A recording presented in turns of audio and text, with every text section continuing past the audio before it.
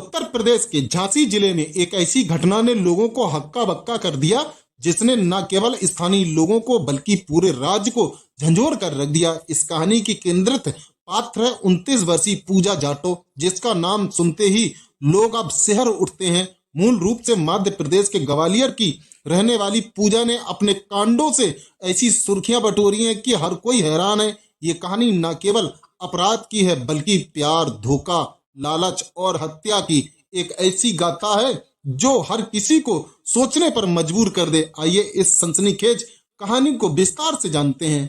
5 साल पहले पूजा की शादी हुई थी। शुरुआत में सब कुछ समान लग रहा था, लेकिन जल्द ही वैवाहिक जीवन में दरारें पड़ने लगी। एक दिन पति पत्नी के बीच ऐसा झगड़ा हुआ कि पूजा ने कथित तौर पर अपने पति को गोली मार दी। पति की मौके पर मौत हो गई। यह घटना इतनी भयावह थी कि पूरे इलाके में हड़कंप मच गया। मामला कोर्ट में पहुंचा और पूजा को इस हत्या के आरोप में नियमित रूप से कोर्ट में पेश होना पड़ता था, लेकिन ये तो बस शुरुआत थी। कोर्ट की तारीखों के दौरान पूजा की मुलाकात कल्याण नाम के एक युवक से हुई। पहले बातचीत, फिर मुलाकातें और धीरे धीरे दोनों में प्यार पनपने लगा। पूजा ने कल्याण के साथ साथ फेरे ले लिए और दोनों ने शादी कर ली, लेकिन ये खुशी भी ज्यादा दिन तक नहीं टिकी। कुछ ही महीनों बाद कल्याण की एक सड़क हादसे में मौत हो गई। इस हादसे ने पूजा को एक बार फिर विधवा बना दिया, लेकिन पूजा की कहानी यहीं खत्म नहीं। कल्याण की मौत के बाद पूजा ने एक और चौंकाने वाला कदम उठाया। उसने कल्याण के भाई संतोष, जो पहले से शादीशुदा था, के साथ लिव इन रिलेशनशिप शुरू कर दी। संतोष के घर में रहते हुए पूजा का उसकी पत्नी से विवाद होने लगा। पूजा ने संतोष और उसके पिता से 18 बीघा जमीन में से कल्याण का हिस्सा यानी 9 बीघा अपने नाम कराने की मांग रखी। संतोष और उसके पिता इस मांग के लिए तैयार हो गए, लेकिन संतोष की मां सुशीला देवी ने इसका पुरजोर विरोध किया।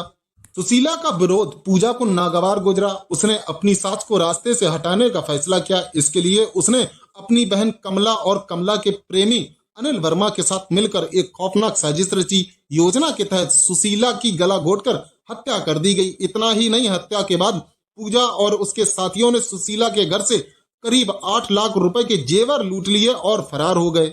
झांसी पुलिस ने इस मामले में तुरंत कार्रवाई शुरू की। जांच के दौरान पूजा और उसकी बहन कमला को गिरफ्तार कर जेल भेज दिया गया, लेकिन साजिश का तीसरा किरदार अनिल वर्मा फरार था। पुलिस को सूचना मिली कि अनिल बाघरा रोड पर जेवर बेचने के लिए अपने किसी रिश्तेदार के पास जा रहा है। पुलिस ने घेराबंदी की, लेकिन अनिल ने भागने की कोशिश में पुलिस पर फायरिंग कर दी। जवाबी कार्रवाई में पुलिस ने भी गोली चलाई, जिसमें अनिल के पैर में गोली लगी और उसे हिरासत में ले लिया गया। उसके पास से लूटे गए 8 लाख के जेवर भी बरामद किए गए। सुशीला देवी की हत्या के बाद उनके बेटे संतोष और भतीजे सौरभ ने इस घटना पर गहरा दुख जताया। संतोष ने बताया कि घटना सुबह 5:30 से 6:30 बजे के बीच हुई। उस समय वह और सौरभ घर पर नहीं थे। जब वह लौटे तो सुशीला की लाश देखकर उनके होश उड़ गए। संतोष ने बताया कि उनकी मां के हाथ पैर बांधे गए थे और संदेह है कि उन्हें जहर का इंजेक्शन भी दिया गया था। सौरभ ने बताया कि गांव वालों ने 2 लोगों को स्कूटी पर देखा था, जो सुशीला से मिलने आए थे और चाय पीने के बाद चले गए। संतोष और सौरभ का कहना है कि उन्हें नहीं पता कि हमलावर कौन थे, लेकिन शक की सुई पूजा और उसके करीबियों पर है। संतोष ने यह भी बताया कि उनकी पत्नी उस समय मैके में थी और पूजा ही घर में रह रही थी।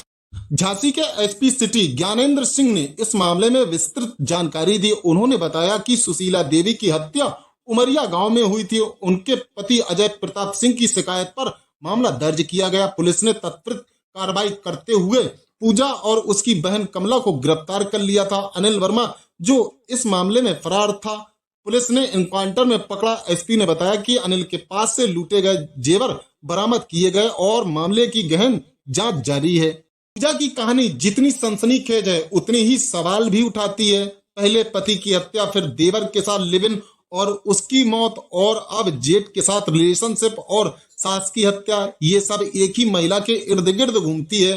कई लोग अब ये कयास लगा रहे हैं कि कल्याण की सड़क हादसे में हुई मौत भी शायद पूजा की साजिश का हिस्सा हो। क्या पूजा ने अपने पहले पति और देवर की हत्या भी कराई थी? ये सवाल अब पुलिस और जनता के मन में कौंध रहा है।